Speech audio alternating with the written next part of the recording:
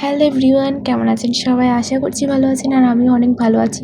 তো চলে আসলাম আরেকটি নিউ ভিডিও নিয়ে। তো ফার্স্টে পানি গরম করে নিয়েছি আর আমি স্নানটাও করে ফেলেছি। আজকে ঘুম থেকে উঠতে অনেক বেশি লেট করে ফেলেছি, কিন্তু বাইরে এত বেশি কুয়াশা, বোঝাই যাচ্ছে না যে অনেক সকাল হয়ে গিয়েছে। দেখো, তো এখন ফার্স্ট আমি কিন্তু কম্বলটা ভাঁজ করে নেব। তোমরা কে কে শীতের কম্বল বের করে ফেলেছো? আমি কিন্তু কম্বল বের করে ফেললেও কিন্তু এখনও ফ্যান ছাড়া ঘুমোতে পারি না। আর সকালে কিন্তু আমার প্রধান কাজ হলো ফার্স্টে বিছানাটা গুছিয়ে নেওয়া। তো এখন চলো তোমাদের সাথে বাইরের ওয়েদারটা একটু শেয়ার করি। এখন কিন্তু 9টা বাজলেও কিন্তু বোঝা যায় না যে একদমই সকাল হয়েছে। দেখো কত বেশি কুয়াশা, তাই না? আর শীতকালে কিন্তু গ্রামীণ ওয়েদারটা অনেক বেশি ভালো লাগে। অনেক গ্রামের পরিবেশে কিন্তু শীতকালটা অন্যরকম একটা ফিলিংস, তাই না? দেখো ওরা কত তাড়াতাড়ি ঘুম থেকে ওঠে আর যে যার মতো কাজে চলে যায়, অনেক বেশি ভালো লাগে আমার এগুলো দেখতে। তো এখন আমি চলে যাব কিচেনে। তো সেদিন যেহেতু বৃহস্পতিবার ছিল, আর বৃহস্পতিবার কিন্তু আমরা তো বাসার সবাই নিরামিষ খাই। তবে আমাদেরটা কিন্তু বাধ্যতামূলক না, আমরা একটা দাওয়াতে যাব, কিন্তু আমার শাশুড়িরা যেহেতু সবাই নিরামিষ খায়, তো আমিও সেই হিসেবে খাওয়ার চেষ্টা করি একদিন। তো আমাদের দাদাভাই কিন্তু আবার খেতে পারে না। তো এগুলো আগের দিন রাত্রে সব কিছু ধুয়ে রেখেছি। তো এখন চাটা বসিয়ে দিয়েছি, আর আমাদের সকালটা কিন্তু শুরু হয় চা দিয়ে।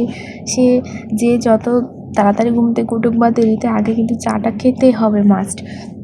তো এখানে চিনি আর দুধ পাউডার নিয়ে নিয়েছি, এখন চাটাও ঢেলে নেবো। আর কড়া করে কিন্তু চাটা ছাড়া একদমই চলে না। তো এখন তোমাদের দাদাভাই কিন্তু আজকে রুটি নিয়ে এসেছিলো বাইরে থেকে, বলছিলাম আজকে রুটি খাবো। বাসায় না রুটি পরোটা শীতকালে একদম এগুলো বানাতে একদমই ভালো লাগে না।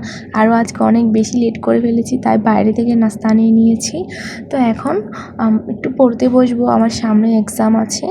তো এবার রান্নাঘরে চলে এলাম। ফার্স্টে ডালটা একটু ভেজে নিচ্ছি, কারণ আমাদের যেহেতু আজকে বৃহস্পতিবার, আমাদের তো ডাল হবে। আর অনেকটা পরিমাণ টমেটো দেবো ডালের মধ্যে। আর এখন ডালটা কিন্তু ফুটে গিয়েছে, এখন টমেটোটা দিয়ে দিয়েছি। এবার পাঁচফোড়ন আর তেজপাতা দিয়ে তেলের মধ্যে ডালটা সম্বাদ দিয়ে দেবো। আর অন্য পাশে দেখো সবজিগুলোও কিন্তু রান্না করে নিচ্ছি। ফার্স্টে তেল দিয়ে দিয়েছি, আর এখন পাঁচফোড়ন আর তেজপাতা, তারপর কাঁচামরিচ সব কিছু দিয়ে সবজিটা রান্না করব। আজকে সিম্পলভাবে সবজিটা রান্না করে নিচ্ছি যেহেতু বৃহস্পতিবার।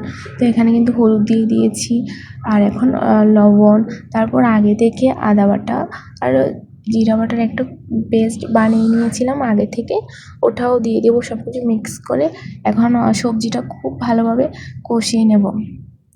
আর আমার কিন্তু ডালটা হয়ে গিয়েছে, তাই আমি বেগুনটাও বেছে নিচ্ছি। আর প্রতি বৃহস্পতিবারই কিন্তু আমাদের একটা না একটা ভাজি হয়েই থাকবে। তো আজকে বেগুনটা ভাজি করে নিচ্ছি খুব সুন্দরভাবে। আর আমরা কিন্তু আজকে দুপুরে থাকবো না বাসায়, যেহেতু শ্বশুর শাশুড়ি বা বাসায় অন্যান্য বাকি যারা আছে, ওদের সবার জন্য আমি রান্নাটা করে যাচ্ছি। আর কার কার বেগুন ভাজা অনেক ফেভারিট, আমার কিন্তু খুব ভালো লাগে বেগুন ভাজি। তোমাদের কার কার ফেভারিট? আর দেখো সবজিটাও কিন্তু খুব ভালোভাবে কষানো হয়ে যাচ্ছে। আমি কিন্তু হালকা পরিমাণ জলও দিয়ে দিয়েছি সবজিতে, এখন সুন্দরভাবে কষিয়ে নিয়েছি। সবজি কিন্তু যত কষাবো না তত বেশি একটু ফ্লেভার বের হয়, বা তত বেশি কিন্তু রান্নাটা খেতে ভালো লাগে।